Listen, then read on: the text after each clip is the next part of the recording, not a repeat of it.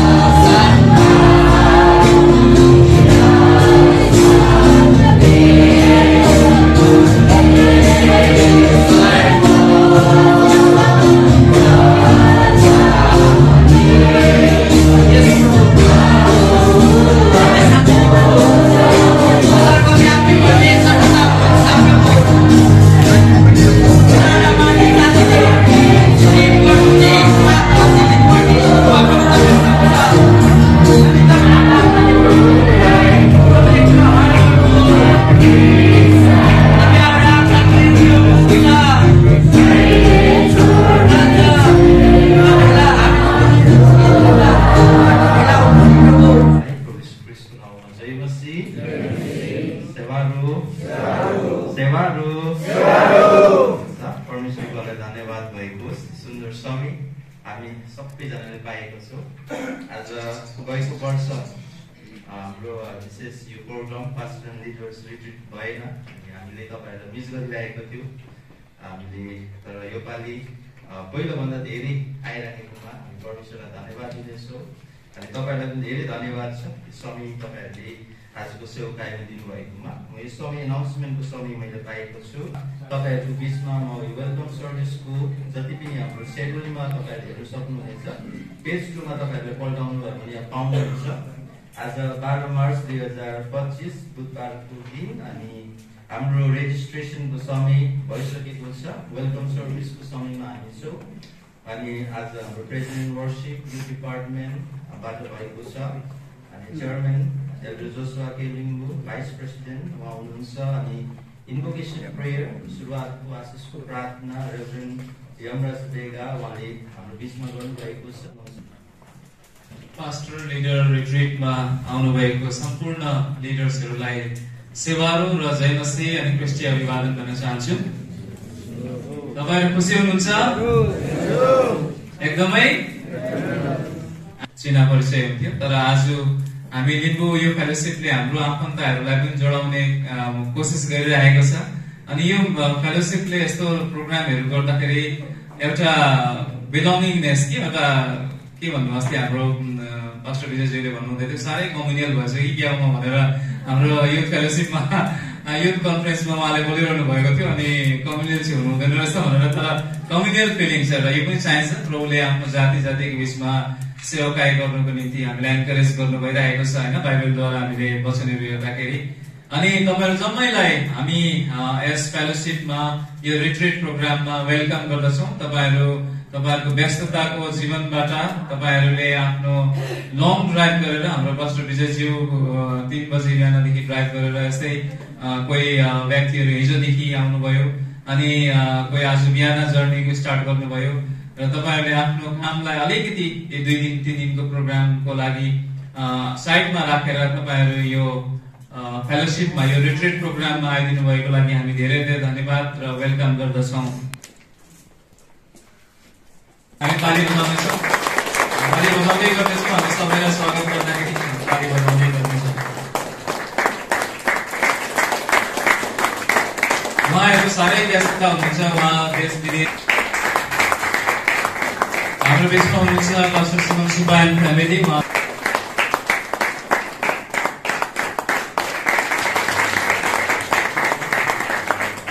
हाम्रो हामीलाई टेक्निकल सपोर्टदेखि लिएर यो हलहरु एरेन्जमेन्ट गर्नुसम्ममा हामीलाई सहायता पुर्याउने हाम्रो ब्रदर मिका लिम्बू हुनुहुन्छ र उहाँलाई पनि बोलाउँदछौँ हाम्रो लिम्बू खदाले उहाँलाई पनि स्वागत गर्दछौँ लिम्बू ट्रेडिसनल खदा thank you for joining us thank you उहाँ र उहाँको मिसेस अनि उहाँको 2 जना नानी हुनुहुन्छ अनि हामी लिम्बू खदाले स्वागत गर्दछौँ पास्टर विशेष सुब्बाजी हुनुहुन्छ दार्जिलिङबाट हामी अब कोअर्डिनेटर्सहरूलाई बोलाउँदछौँ हामी मणिपुर कोअर्डिनेटरलाई स्वागत गर्दछौँ नागाल्यान्ड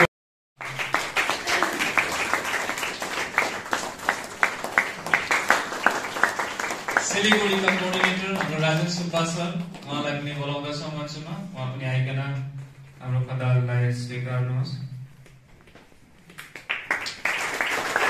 सिलिगुडी बोर्डको कोअर्डिनेटर हुनुहुन्छ सिक्किम कोअर्डिनेटर हुनुहुन्छ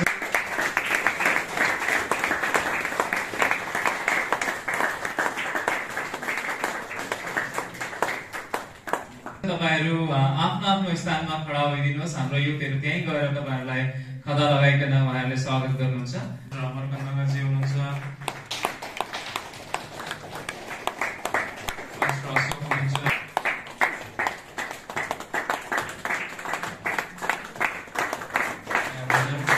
ताली बजाउँदै गर्नुहोस् राजु म्याडम हुनुहुन्छ यहाँ रोकाबाट यहाँ हाम्रो राष्ट्रवादीजी हुनुहुन्छ नौजनबाट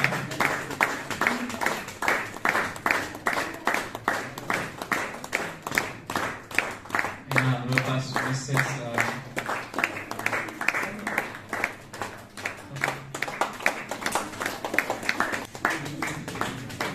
आमाहरू जेन्ट्सहरू सबै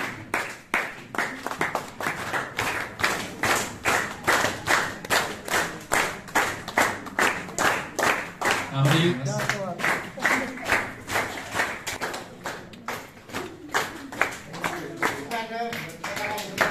जीवनजी लगाउनु भयो तपाईको दुईटा खबर आउँदैछ एसएलएफको भाइस प्रेसिडेन्ट जसुवा किरण लिम्बू र उहाँको छोरा एकदमै चाइना बोर्डरबाट आउनु भएको गर्दछ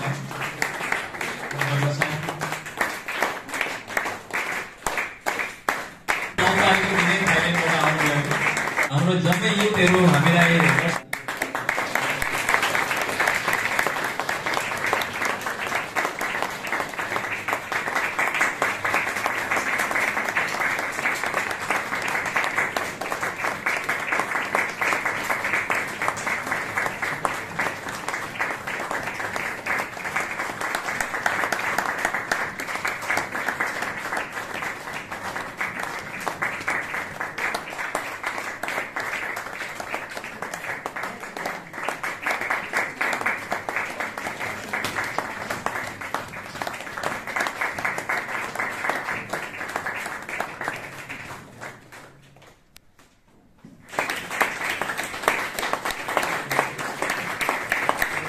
Thank you.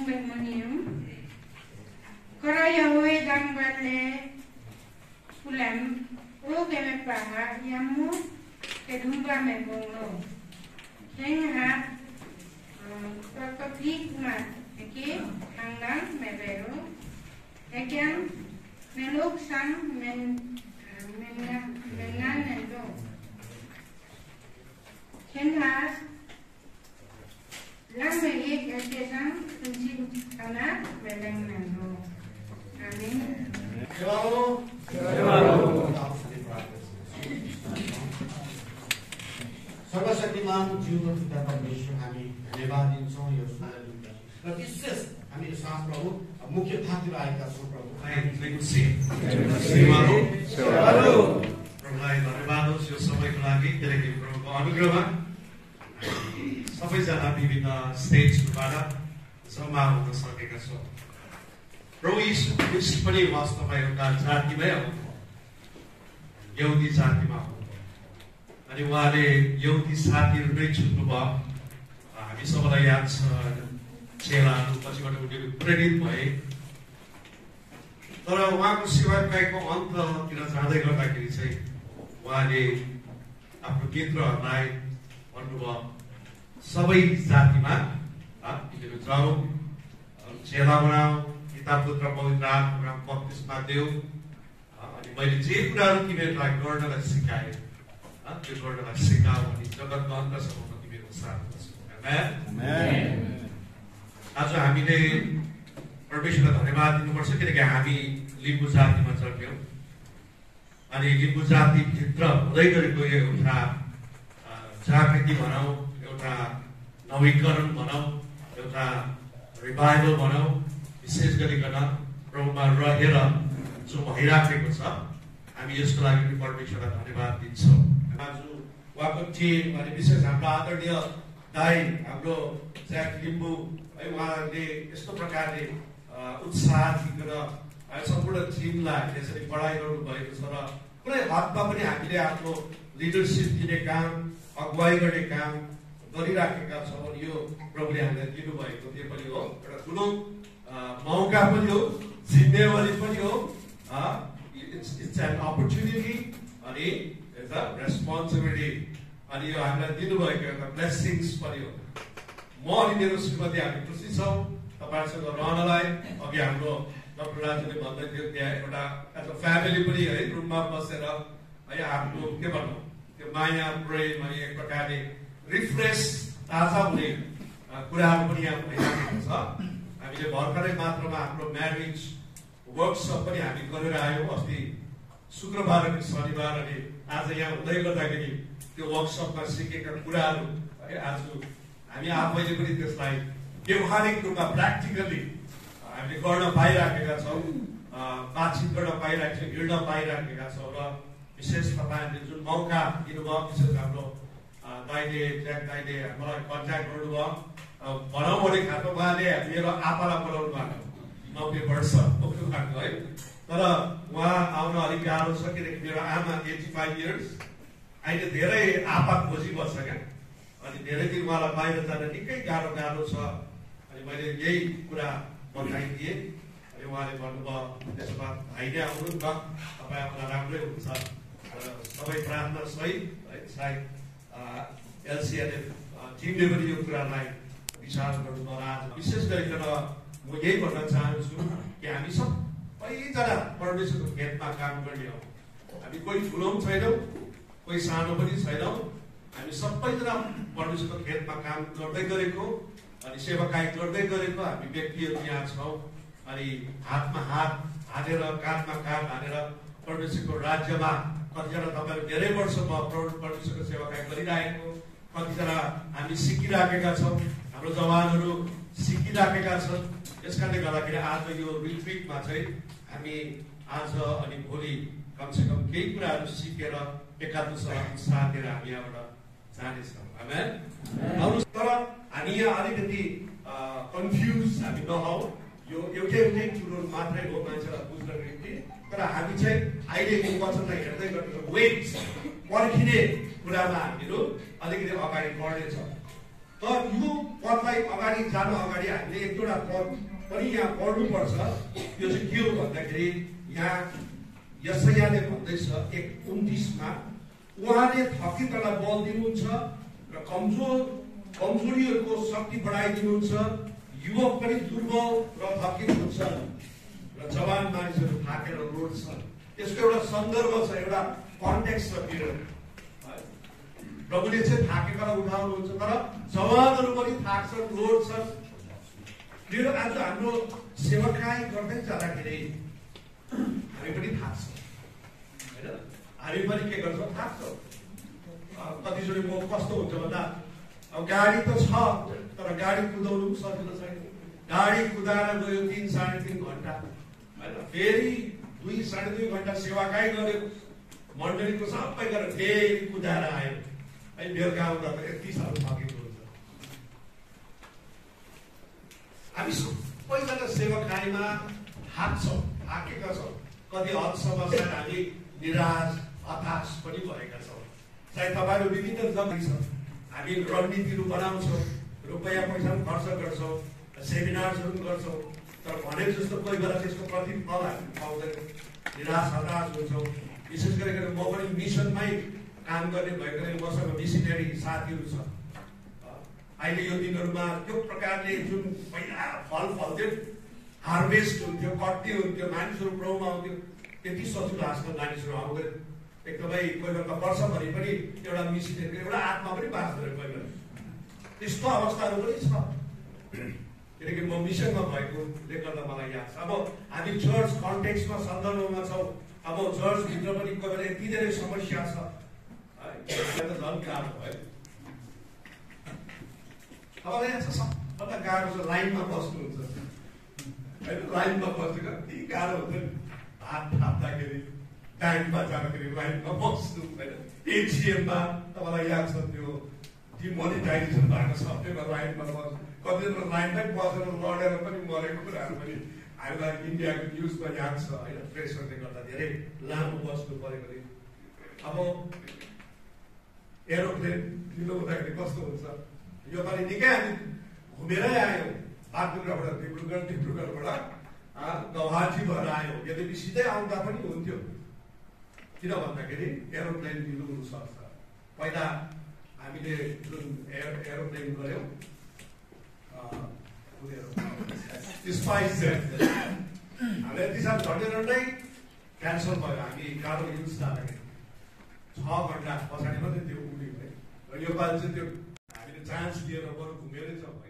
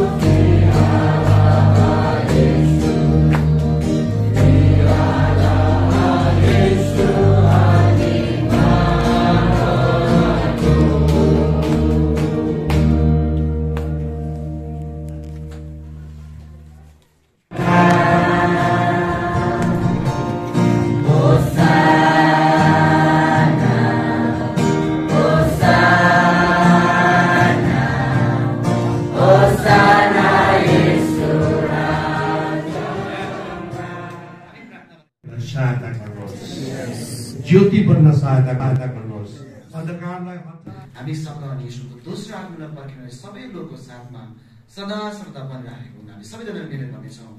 आमेन।